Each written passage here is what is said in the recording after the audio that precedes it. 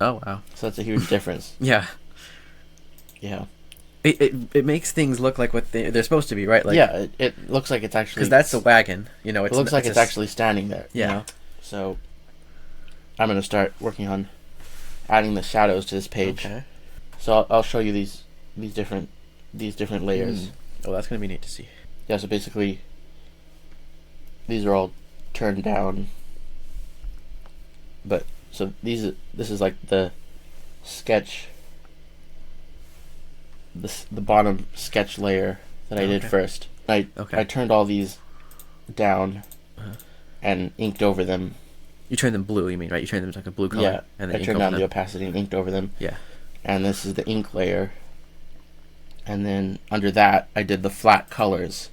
So that's what I did so far. Okay. And then the over the flat colors goes another layer that I put the shadows on.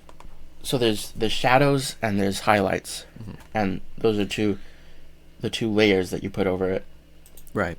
So So and you kind of like you have shadowing has as a technique, right? It's kind of a yeah, it's one of my favorite things because it's you see the character or whatever you're drawing as an actual object.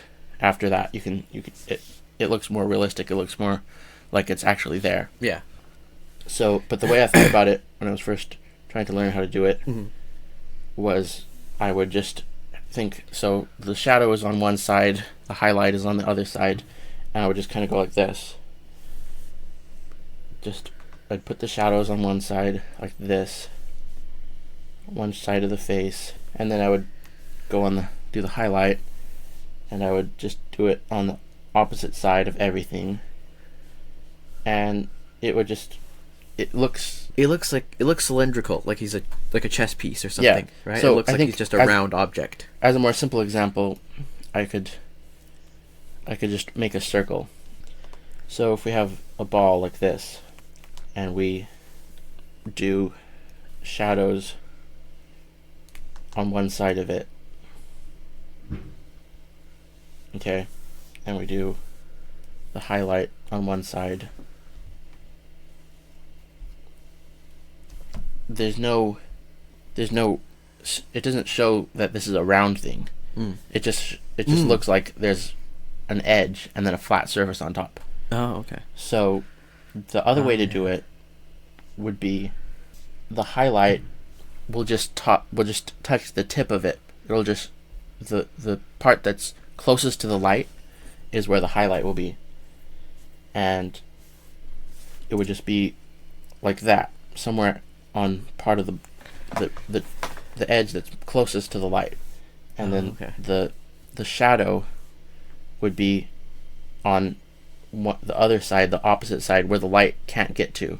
Yeah. So that shows more of the round shape to it, you know.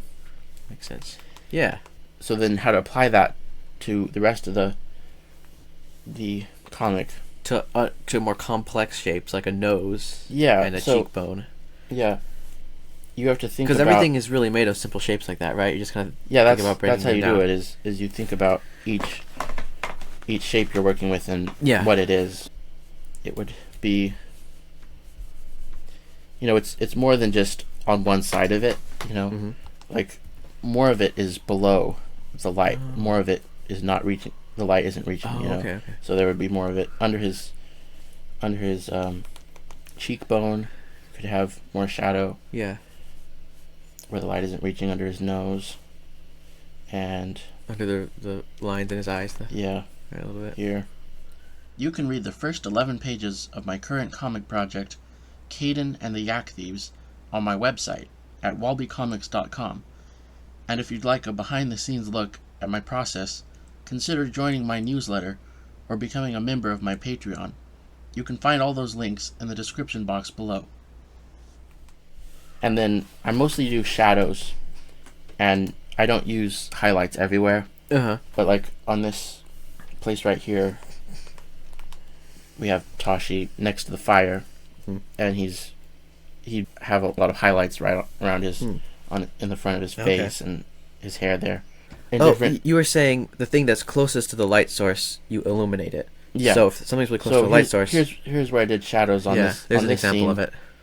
So where I put shadows was places where the light isn't reaching. So the Right. fire doesn't reach like the back of his head, and it's blocked out by his cheek. The top of his cheek Mhm. has shadows on it, and behind his nose, Yeah. and there, and then on the rocks, like the opposite side of the rocks away from the fire, has shadows. Oh yeah. And it just makes a really neat look when you can add shadows to it. Mm-hmm. So right now it looks a lot more. This looks So this a looks lot more flat now, but you have Yeah. to, when you that's what we call it, the flat colors, right? Because it doesn't have any depth right now, right? no. This brings out the depth in it and Yeah. stuff, makes it look like a physical object. So after I'm done with some shadows, I'll turn it off and on, and Mhm. you can see like the difference. Oh yeah.